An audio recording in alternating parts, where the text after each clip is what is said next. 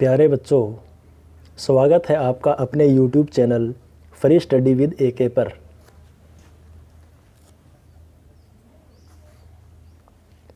हम 8वीं कक्षा के गणित का पहला चैप्टर परिमेय संख्याएं के बारे में पढ़ रहे हैं।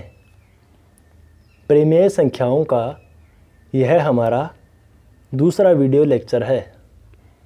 अगर अभी तक आपने इससे पहला वीडियो लेक्चर नहीं देखा है तो प्लीज़ आप उस पिछले वीडियो लेक्चर को ज़रूर देखिए, क्योंकि आज का वीडियो लेक्चर आपको अच्छे से तभी समझ में आएगा जब आप परिमेय संख्याओं का इससे पीछे वाला वीडियो लेक्चर देखेंगे। तो चलिए शुरू करते हैं। एक बार मैं आपको दोबारा बता देता हूँ कि पिछले वीडियो लेक्चर में हमने क्या क्या पढ़ा था। हमने पढ़ा था कि प्राकृत संख्याएं क्या होती है, पूर्ण संख्याएं, पूर्णांक और परिमेय संख्याओं के बारे में अच्छी तरह से पढ़ा था। तो प्राकृत संख्याएं कौन सी होती हैं? जो संख्याएं 1 से शुरू होकर अनंत तक जाती है वे हमारी प्राकृत संख्याएं होती हैं। उसके बाद हमने पढ़ा था कि पूर्ण संख्याएं कौन सी होती हैं। तो प्राकृत संख्याओं के समूह में अगर हम शून्य को और मिला दें तो वे सभी हमारी पूर्ण संख्याएं कहलाएंगी। उसके बाद पूर्णांक क्या होते हैं? पूर्णांक हमारे धनात्मक भी हो सकते हैं और ऋणात्मक भी हो सकते हैं। धनात्मक पूर्णांक जैसे 0, 1, 2, 3 और अनंत तक, और 0 से पहले की संख्याएं जैसे -1, -2, -3 आदि, ये हमारे सभी पूर्णांक कहलाते हैं। उसके बाद हमने पढ़ा था कि परिमेय संख्याएं कौन सी होती हैं। तो हमने क्या पढ़ा था कि जिन संख्याओं को हम P/Q के रूप में लिख सकें और Q है वो 0 के बराबर ना हो, ऐसी संख्याओं को परिमेय संख्याएं कहते हैं।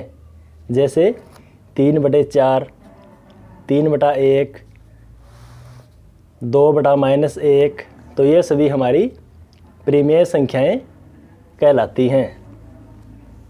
उसके बाद हमने पढ़ा था कि परिमेय संख्याओं के कौन कौन से गुणधर्म होते हैं। तो पिछले वीडियो लेक्चर में हमने परिमेय संख्याओं के समृद्ध गुणधर्म के बारे में अच्छे से पढ़ा था, और आज के वीडियो लेक्चर में हम परिमेय संख्याओं के क्रम विनिमेयता और साहचर्य गुणधर्म के बारे में सबसे पहले आज हम परिमेय संख्याओं के क्रम विनिमेयता गुणधर्म के बारे में पढ़ेंगे।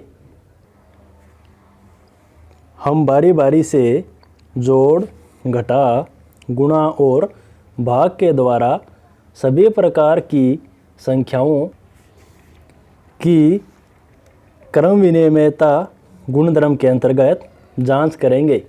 सबसे पहले हम प्राकृत संख्याओं का उदाहरण ले लेते हैं। जैसे हमने एक संख्या 2 और दूसरी प्राकृत संख्या 3 का उदाहरण ले लिया, तो हम 2 + 3 जब करते हैं तो उत्तर हमारा 5 आ रहा है।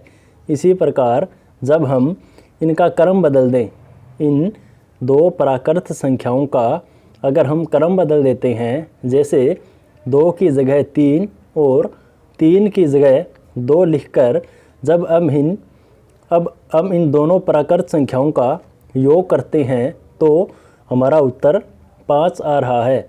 तो इस प्रकार हम देख रहे हैं कि जब किन्हीं 2 प्राकृत संख्याओं का क्रम बदलने के बाद भी उनके उत्तर में कोई भी फर्क नहीं आ रहा है, तो इस प्रकार हम कह सकते हैं कि प्राकृत संख्याएं योग के अंतर्गत क्रम विनिमय है। जैसे कि नाम से ही पता लग रहा है कि क्रम विनिमयता यानी कि क्रम को बदल देना, संख्याओं के क्रम को बदल देना। और हमने जांच कर ली है कि प्राकृत संख्याएं योग के अंतर्गत क्रम विनिमय है, क्योंकि हमने दो प्राकृत संख्याओं के क्रम को बदलकर जब योग किया तो हमने देखा कि प्राकृत संख्याएं योग के अंतर्गत क्रम विनिमय है। इसके बाद अब हम घटा के अंतर्गत देखेंगे कि प्राकृत संख्याएं घटा के या व्यवकलन के अंतर्गत क्रम विनिमय है या नहीं है। जैसे कि कोई दो प्राकृत संख्याएं ले लेते हैं, जैसे कि हमने एक प्राकृत संख्या 4 और दूसरी प्राकृत संख्या 5 को ले लिया, तो जब हम 4 - 5 करते हैं तो हमारा उत्तर -1 आ रहा है। और जब हम क्रम विनिमय गुणधर्म लागू करते हैं तो हम देखते हैं कि हमें प्राकृत संख्याओं का क्रम बदलना होता है। तो हम अगर 5 की जगह 4 और 4 की जगह 5 को लिखकर जब हम माइनस करते हैं तो हमारा उत्तर 1 आ रहा है। तो हम देख रहे हैं कि जब किन्हीं दो प्राकृत संख्याओं का क्रम बदलने पर उनका हम घटा कर रहे हैं तब हमारा उत्तर अलग अलग आ रहा है। योग के अंतर्गत हमने देखा था कि दो प्राकृत संख्याओं को अगर योग के अंतर्गत क्रम विनिमय नियम लगाते हैं तो हमारा उत्तर एक समान रहता है। जब हम किन्हीं दो प्राकृत संख्याओं को क्रम विनिमय गुणधर्म के अंतर्गत घटा देते हैं और किन्हीं दो प्राकृत संख्याओं को अगर हम क्रम बदल देते हैं तो दोनों बार उत्तर हमारा अलग अलग आ रहा है। तो इस प्रकार हम कह सकते हैं कि प्राकृत संख्याएं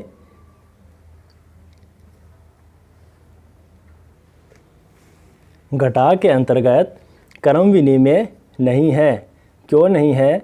क्योंकि जब हम किन्हीं दो प्राकृत संख्याओं को क्रम बदलने के बाद उनको घटाते हैं तब उत्तर दोनों बार हमारा अलग अलग आ रहा है। तो इस प्रकार हम कह सकते हैं कि प्राकृत संख्याएं व्यवकलन या घटा के अंतर्गत क्रम विनिमय नहीं है।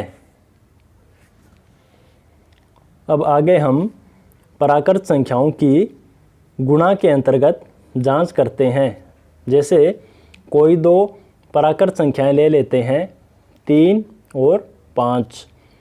जब हम 3 × 5 करते हैं तो उत्तर हमारा 15 आता है। और जब अब इन दो प्राकृत संख्याओं का क्रम बदल देते हैं और फिर गुणा करते हैं, जैसे 3 की जगह 5 और 5 की जगह 3 लिखकर अगर इन दोनों प्राकृत संख्याओं की गुणा करते हैं तब भी हमारा उत्तर 15 आता है। तो इस प्रकार हम देख रहे हैं कि प्राकृत संख्याएं क्रम विनिमय गुणधर्म के अंतर्गत गुणा के अंतर्गत क्रम विनिमय है, क्योंकि जब हम किन्हीं भी दो प्राकृत संख्याओं का क्रम बदलने के बाद गुणा कर रहे हैं तब भी दोनों बार हमारा उत्तर समान आ रहा है। हम देख रहे हैं कि प्राकृत संख्याएं गुणन के अंतर्गत क्रम विनिमय है। क्यों? क्योंकि जब हम किन्हीं दो प्राकृत संख्याओं का क्रम बदल देते हैं और उसके बाद गुणा करते हैं तब भी हमारा उत्तर पहले की भांति एक समान आ रहा है। तो इस प्रकार हम कह सकते हैं कि प्राकृत संख्याएं गुणन के अंतर्गत क्रम विनिमय है। अब आगे हम प्राकृत संख्याओं को भाग के अंतर्गत जांचते हैं। जैसे कि उदाहरण के तौर पर कोई दो प्राकृत संख्याएं 1 और 2 ले लेते हैं। जब हम 1 को 2 से भाग देते हैं तब हमारा 1/2 आ गया। और अगर हम इनका क्रम बदल देते हैं, जैसे 1 की जगह 2 और 2 की जगह 1 लिख देते हैं, तो उत्तर हमारा 2 आ रहा है। तो इस प्रकार हम देख रहे हैं कि भाग के अंतर्गत जब किन्हीं 2 प्राकृत संख्याओं का अगर हम क्रम बदल रहे हैं तो उत्तर हमारा पहले की भांति समान नहीं आ रहा है। तो इस प्रकार हम कह सकते हैं कि प्राकृत संख्याएं भाग के अंतर्गत क्रम विनिमय नहीं है। क्यों नहीं है? क्योंकि हम देख रहे हैं कि जब हम किन्हीं 2 प्राकृत संख्याओं का क्रम बदलने के बाद उनका भाग कर रहे हैं तो उत्तर हमारा पहले की भांति एक समान नहीं आ रहा है। तो इस प्रकार हम कह सकते हैं कि प्राकृत संख्याएं भाग के अंतर्गत क्रम विनिमय नहीं है। इस प्रकार हमने क्रम विनिमय गुणधर्म को अच्छी तरह से पढ़ लिया है। हमने प्राकृत संख्याओं के अंतर्गत क्रम विनिमय गुणधर्म की जांच अच्छी तरह से कर ली है। अब आगे हम बारी बारी से क्रम विनिमय गुणधर्म की जांच पूर्ण संख्याओं, पूर्णांकों और परिमेय संख्याओं के अंतर्गत जांचेंगे। तो हमने प्राकृत संख्याओं के बारे में पढ़ लिया था कि प्राकृत संख्याएं योग के अंतर्गत क्रम विनिमय हैं। हमने थोड़ी देर पहले पढ़ लिया था। तो हम यहाँ लिख देंगे कि हाँ, प्राकृत संख्याएं योग के अंतर्गत क्रम विनिमय हैं। आगे हम देख रहे हैं कि व्यवकलन यानी कि घटा। हमने यह भी सीख लिया है कि प्राकृत संख्याएं व्यवकलन या घटा के अंतर्गत क्रम विनिमय नहीं है, तो हम यहाँ नहीं लिख देंगे। उसके बाद हमें पता है कि प्राकृत संख्याएं गुणन के अंतर्गत क्रम विनिमय है। और हमने यह भी सीख लिया है कि प्राकृत संख्याएं भाग के अंतर्गत क्रम विनिमय नहीं है, तो हम यहाँ पर नहीं लिख देंगे। इस प्रकार बारी बारी से हम पूर्ण संख्याओं के उदाहरण लेकर क्रम विनिमय गुणधर्म की जांच करेंगे।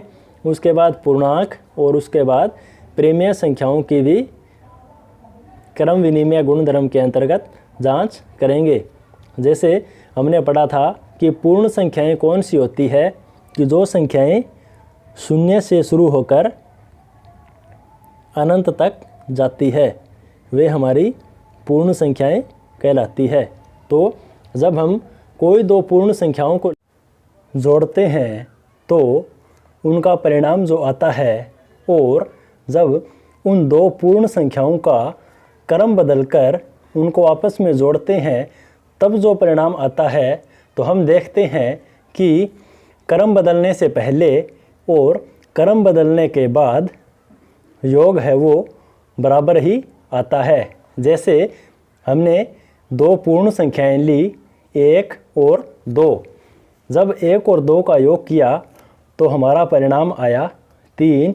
और उसके बाद जब हमने इन दोनों पूर्ण संख्याओं का क्रम बदलकर योग किया, जैसे 1 की जगह 2 और 2 की जगह 1 लिखकर जोड़ किया, तो हमारा उत्तर फिर भी 3 आ रहा है। तो हम देख रहे हैं कि क्रम बदलने के बाद भी पूर्ण संख्याओं का योग का जो परिणाम है वो हर बार समान आ रहा है। तो इस प्रकार हम कह सकते हैं कि पूर्ण संख्याएं योग के लिए क्रम विनिमय है।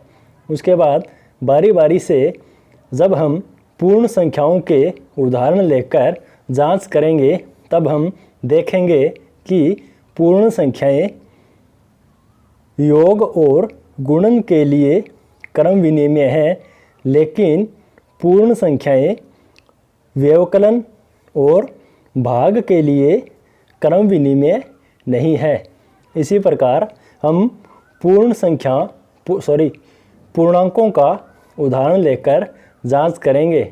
जैसे पूर्णांक कौन से होते हैं, हमने पिछले वीडियो लेक्चर में सीखा था कि पूर्णांक धनात्मक भी हो सकते हैं, जैसे 0, 1, 2, 3 और आगे अनंत तक। और 0 से पहले जो ऋणात्मक संख्याएं आती है, जैसे -1, -2, -3, तो ये सभी हमारे क्या है, पूर्णांक है। जब हम इन पूर्णांकों का उदाहरण लेकर योग करते हैं और फिर उन पूर्णांकों का क्रम बदलकर हम योग करते हैं, तो हम देखते हैं कि किन्हीं दो पूर्णांकों का योग उनका क्रम बदलने से पहले और उन पूर्णांकों का क्रम बदलने के बाद जो हमारा परिणाम आ रहा है वो हर बार एक समान ही आ रहा है।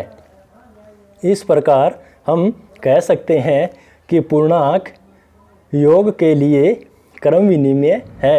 और जब हम अन्य उदाहरण लेकर पूर्णांकों की जांच करेंगे तब हम देखेंगे कि पूर्णांक योग और गुणन के लिए तो क्रम विनिमय है, लेकिन पूर्णांक व्यवकलन यानी घटा और भाग के लिए क्रम विनिमय नहीं है। इसी प्रकार हम परिमेय संख्याओं को देख लेते हैं। जैसे परिमेय संख्याएं कौन सी होती है, तो हमने पढ़ा था कि जिन संख्याओं को P/Q के रूप में लिख सकें और Q 0 के बराबर ना हो, तो ऐसी संख्याओं को परिमेय संख्याएं कहते हैं।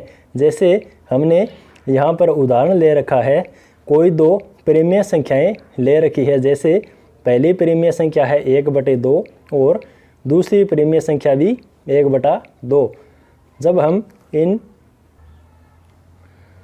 दोनों परिमेय संख्याओं को जोड़ते हैं और जब इन्हीं परिमेय संख्याओं का क्रम बदलने के बाद जोड़ करते हैं, तब दोनों बार क्रम बदलने से पहले और परिमेय संख्याओं का क्रम बदलने के बाद जो परिणाम आता है वह हमारा दोनों बार एक समान रहता है। इसी प्रकार हम कह सकते हैं कि परिमेय संख्याएं योग के अंतर्गत क्रम विनिमय है। उसके बाद हम परिमेय संख्याओं का घटा करके देख लेते हैं कि वे परिमेय संख्याएं व्यवकलन या घटा के लिए क्रम विनिमय है या नहीं है। तो हम दो परिमेय संख्याओं का उदाहरण ले लेते हैं। जैसे पहली परिमेय संख्या 1/2 ले ली और दूसरी परिमेय संख्या 2/2 ले ली। जब हम इन दोनों परिमेय संख्याओं को घटाते हैं तब परिणाम हमारा -1/2 आ रहा है। और जब इन दोनों परिमेय संख्याओं का क्रम बदल दे रहे हैं, तो क्रम बदलने के बाद यानी कि 1/2 की जगह 2/2 और 2/2 की जगह 1/2 लिखकर जब हम घटा करते हैं तब हमारा परिणाम 1/2 आ रहा है। इस प्रकार हम देख रहे हैं कि क्रम बदलने से पहले और क्रम बदलने के बाद परिमेय संख्याओं का परिणाम अलग अलग आ रहा है। तो हम कह सकते हैं कि परिमेय संख्याएं व्यवकलन या घटा के अंतर्गत क्रम विनिमय नहीं है। इस प्रकार अन्य उदाहरणों के माध्यम से हम जांच कर लेंगे और हम पाएंगे कि परिमेय संख्याएं गुणन के अंतर्गत क्रम विनिमय है और भाग के अंतर्गत क्रम विनिमय नहीं है। हमने क्रम विनिमय गुणधर्म के बारे में अच्छे से पढ़ लिया है। इसके बाद परिमेय संख्याओं का अगला गुणधर्म है साहचर्य। साहचर्य गुणधर्म कौन सा होता है, आइए इसके बारे में हम पढ़ लेते हैं। मान लीजिए कोई 3 प्राकृत संख्याएं हैं, पहली A, दूसरी B और तीसरी प्राकृत संख्या C है। तो साहचर्य गुणधर्म के अंतर्गत इन तीनों प्राकृत संख्याओं को जब हम समूह बनाकर जोड़ते हैं तब देखेंगे कि हमारा परिणाम क्या आता है। तो चलिए देखते हैं कि पहले हमने A + B + C लिख दिया, उसके बाद A + B + C लिख दिया। तो पहले में हम क्या करेंगे कि सबसे पहले वाली दोनों संख्याओं का योग करेंगे और इन सबसे पहले की दोनों प्राकृत संख्याओं का जो भी योग आता है उसके साथ हम c का योग करेंगे। और इसमें क्या करेंगे, दूसरे में हम अंतिम दो प्राकृत संख्याओं का योग करेंगे और इन दोनों संख्याओं का योग करने के बाद जो परिणाम आता है उसमें हम पहली संख्या जोड़ देंगे और देखेंगे कि हमारा क्या परिणाम आता है। तो हम चलिए एक उदाहरण ले लेते हैं। मान लीजिए हमारी तीन प्राकृत संख्याएं A3, B4 और C5 मान लेते हैं। तो यहाँ पर A हमारा 3 है, B हमारा 4 है और C हमारा 5 है। तो हम चलिए इस गुणधर्म को लागू करते हैं। तो देखते हैं, सबसे पहले हम पहले माध्यम से करेंगे। जैसे सबसे पहले A प्लस B का योग करेंगे और इन A और B का जो भी योग आता है उसमें हम C को जोड़ देंगे। जैसे A हमारा 3 है और B हमारा 4 है। तो पहले हम सबसे पहले की दोनों संख्याओं को जोड़ेंगे। जैसे 3 और 4 7, फिर प्लस C हमारा 5 है। तो 7 और 5 12। अब दूसरे माध्यम से देखेंगे कि अंत की दोनों प्राकृत संख्याओं को जोड़ेंगे। जैसे B और C को, तो B हमारा 4 है और C हमारा 5 है। 4 और 5 9। अब हम 9 में A यानी कि 3 को जोड़ेंगे। तो 9 और 3 12। तो इस प्रकार हम देख रहे हैं कि सहस्त्र गुणधर्म को लागू करने पर प्राकृत संख्याओं का जो योग आता है वो दोनों बार हमारा एक समान आ रहा है। तो इस प्रकार हम कह सकते हैं कि प्राकृत संख्याएं योग के अंतर्गत सहस्त्र हैं। तो सहस्त्र गुणधर्म कौन सा होता है? सहस्त्र गुणधर्म के अंतर्गत हम संख्याओं का अलग अलग समूह बनाकर उनका हल करते हैं और फिर जांच करते हैं। अब हम देख लेते हैं कि प्राकृत संख्याएं घटाक के अंतर्गत सहस्त्र है या नहीं है। जैसे हमने पहले उदाहरण लिए थे, अब हम उन्हीं उदाहरणों से समझ लेते हैं। जैसे हमने मान लिया A हमारा 3 है, B हमारा 4 और C को हमने 5 मान लिया। तो सहस्त्र गुणधर्म के अनुसार सबसे पहले तो हम करेंगे A minus B minus C, यानी कि पहले तो हम पहले की दो संख्याओं को आपस में घटाएंगे और जो परिणाम आता है उसमें से हम तीसरी संख्या C को घटाएंगे। जैसे A हमारा 3 है और B हमारा 4 है। तो 3 में से 4 को घटाएंगे तो परिणाम हमारा -1 आएगा और -1 में C यानी कि 5 को घटाएंगे तो हमारा परिणाम क्या आता है? -6, यानी कि -1 - 5। तो परिणाम हमारा आया -6। उसी प्रकार दूसरे माध्यम से देख लेते हैं। जैसे पहले तो हमने क्या किया था कि सबसे पहले की दो संख्याओं का आपस में घटा किया था और जो परिणाम आया था उसमें से C को घटा दिया था। अब हम क्या करेंगे, दूसरे माध्यम में अंतिम दो संख्याओं को आपस में घटाएंगे और जो भी परिणाम आएगा उसको पहली संख्या में से घटा देंगे। जैसे B माइनस C, तो B हमारा है 4 माइनस C हमारा है 5। तो B में से C को घटाएंगे यानी कि 4 माइनस 5 करेंगे तो हमारा परिणाम आता है -1 और -1 को हम A में से घटाएंगे तो A हमारा कितना है 3। और जब हम 3 में से -1 को घटाएंगे तो परिणाम हमारा क्या आएगा? तो 3 माइनस माइनस प्लस हो जाएगा और 1, 3 और 1 4। तो इस प्रकार हम देख रहे हैं कि जब हम सहस्त्र गुणधर्म को लागू कर रहे हैं तो परिणाम हमारा एक समान नहीं आ रहा है। पहले में हमारा परिणाम -6 और दूसरे में हमारा परिणाम 4 आ रहा है। इस प्रकार हम कह सकते हैं कि प्राकृत संख्याएं व्यवकलन यानी घटाव के अंतर्गत साहचर्य नहीं है। चलिए आगे हम देख लेते हैं कि प्राकृत संख्याएं गुणन के अंतर्गत साहचर्य है या नहीं है। तो हम पहले किन्हीं 3 प्राकृत संख्याओं का उदाहरण ले लेते हैं। जैसे हमने 3 प्राकृत संख्याएं 3, 4 और 5 को ले लिया। ए को मान लिया हमने 3, बी को 4 और सी को हमने 5 मान लिया। तो साहचर्य गुणधर्म के अनुसार हम ए गुणा बी गुणा सी और दूसरे माध्यम में ए गुणा बी गुणा सी करेंगे। यानी कि पहले माध्यम के अनुसार पहले हम ए और बी की गुणा करेंगे और जो परिणाम आएगा उसमें हम सी की गुणा करेंगे।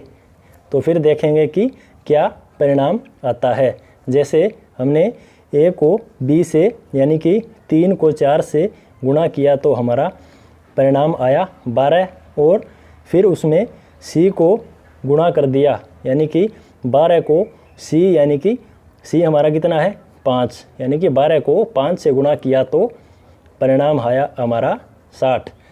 दूसरे माध्यम के अनुसार हम क्या करते हैं कि अंत की 2 संख्याओं यानी कि बी और सी को गुणा करेंगे। तो बी हमारा है 4 और सी हमारा है 5। बी को सी से गुणा करेंगे यानी कि 4 गुणा 5 करेंगे तो 20 आएगा और 20 को ए यानी कि 3 से गुणा करेंगे तो 20 तिया 60 यानी कि हमारा परिणाम 60 आता है। तो हम देख रहे हैं कि गुणन के अंतर्गत प्राकृत संख्याएं साहचर्य है। क्यों?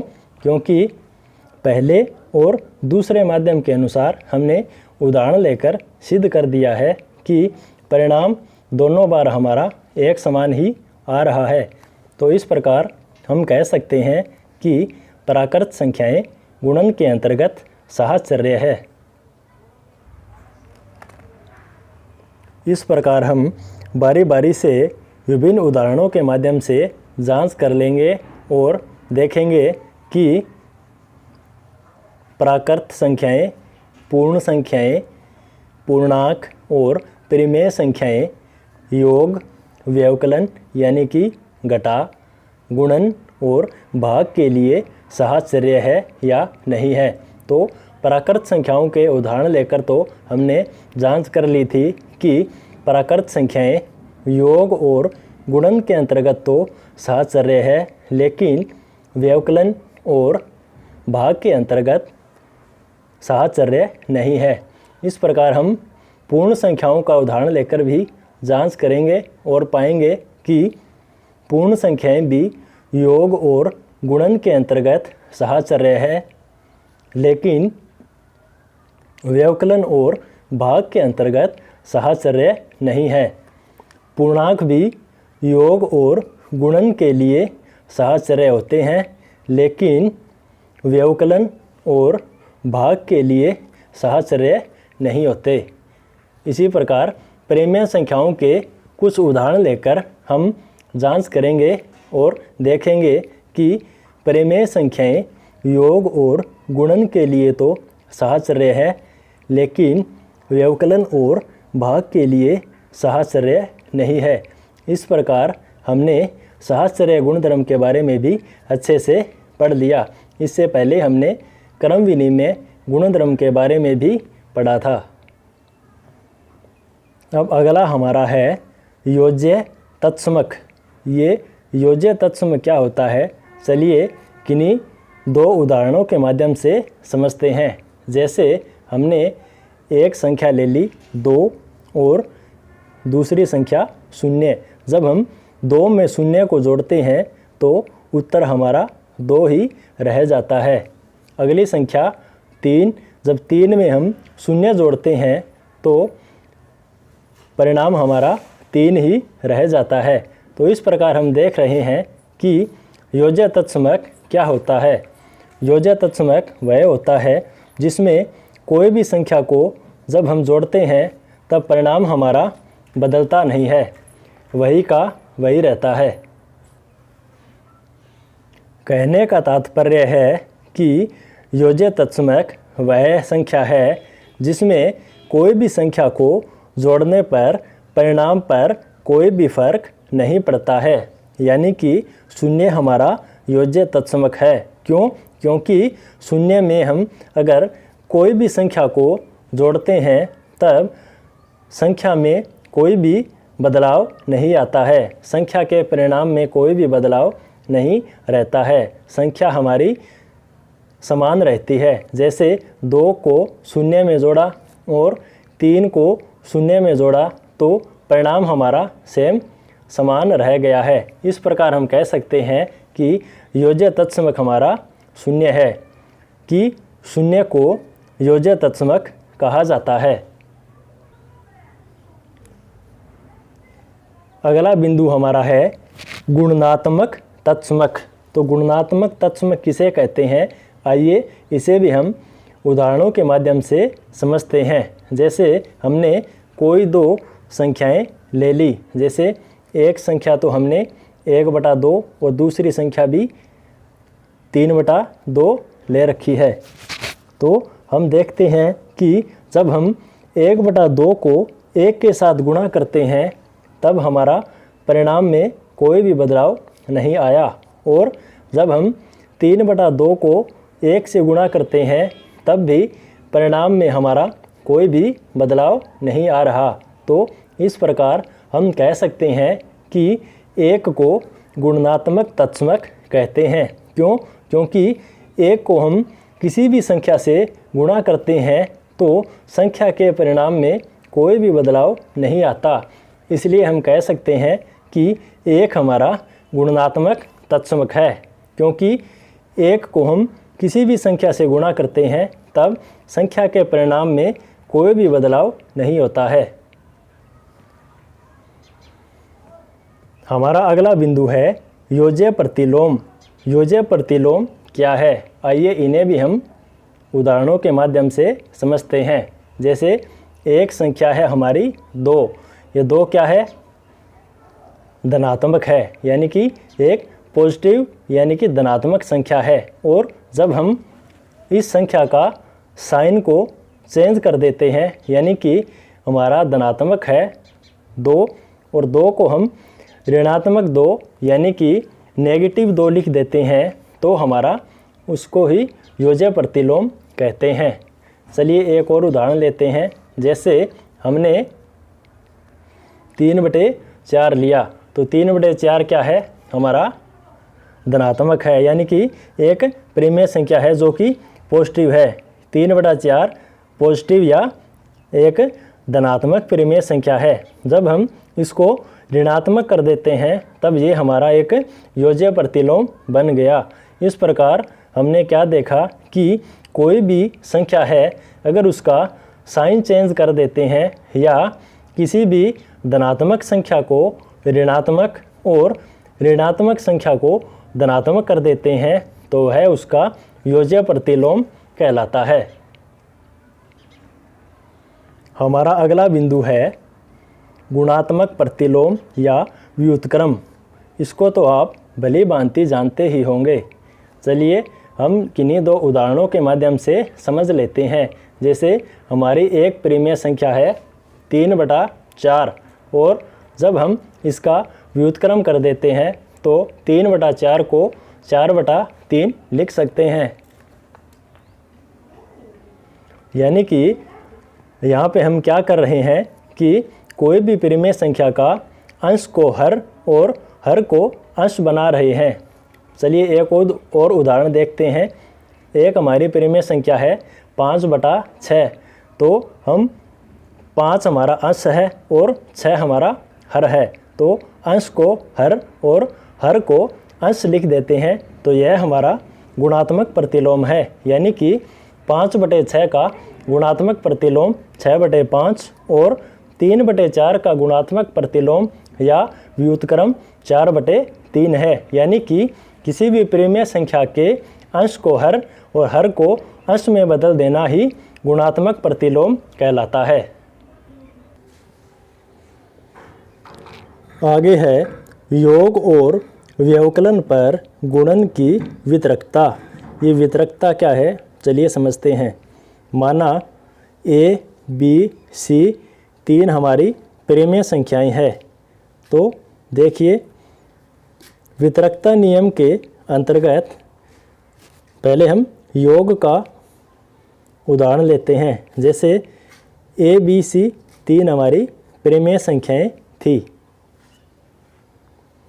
वितरकता के अंतर्गत क्या करते हैं कि जैसे A गुणा B जमा C और B जमा C को ब्रैकेट के अंदर लिख दिया।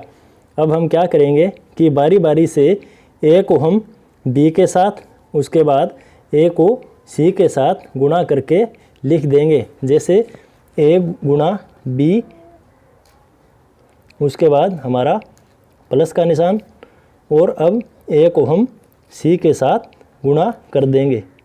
तो वितरकता नियम में क्या करेंगे कि पहले A को B के साथ, जैसे A गुणा B AB, प्लस A को C के साथ A गुणा C AC। तो ये हमारा वितरकता नियम है। अब हम व्यवकलन यानी घटाव के अंतर्गत देख लेते हैं। 3 हमारी परिमेय संख्याएं A, B और C थी। तो व्यवकलन के अंतर्गत वितरकता नियम के अनुसार हम A गुणा B माइनस C लिखेंगे और B माइनस C को ब्रैकेट के अंदर लिखेंगे।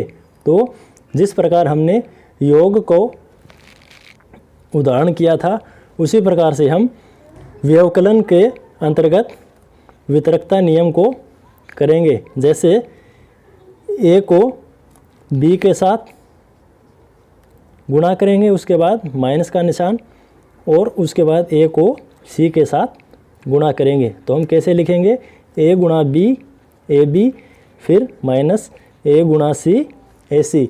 तो ये हमारा वितरकता नियम है। और योग और व्यवकलन पर गुणन की वितरकता यानी कि हम योग के अंतर्गत A गुणा B जमा C और व्यवकलन यानी घटाव के अंतर्गत A गुणा B माइनस C से हम वितरकता नियम को करेंगे। तो यही हमारा वितरकता नियम है। ये पहला तो हमारा योग के अंतर्गत और दूसरा व्यवकलन यानी घटाव के अंतर्गत वितरकता नियम है, जिसमें पहले A को B के साथ, फिर A को C के साथ गुणा करते हैं। अगर आपको हमारा आज का वीडियो लेक्चर पसंद आया है तो प्लीज़ हमारे channel free study with AK को सब्सक्राइब कर लें, जिससे आपको सभी वीडियो लेक्चर्स आसानी से मिल जाएं। आज के लिए बस इतना ही। हमने पहले चैप्टर परिमेय संख्याएं से संबंधित सभी महत्वपूर्ण बिंदुओं और नियमों के बारे में अच्छी तरह से सीख लिया है। हम कल के वीडियो लेक्चर में अगली क्लास में सीधी एक्सरसाइज शुरू करने जा रहे हैं। तो मिलते हैं अगले वीडियो लेक्चर में, जिसमें हम पहला चैप्टर परिमेय संख्याओं की एक्सरसाइज शुरू कर रहे हैं। तो मिलते हैं अगले वीडियो में। और अगर आपको हमारा वीडियो पसंद आ रहा है तो प्लीज़ चैनल को सब्सक्राइब कर दें और वीडियो को अपने दोस्तों के साथ ज़रूर शेयर करें। धन्यवाद।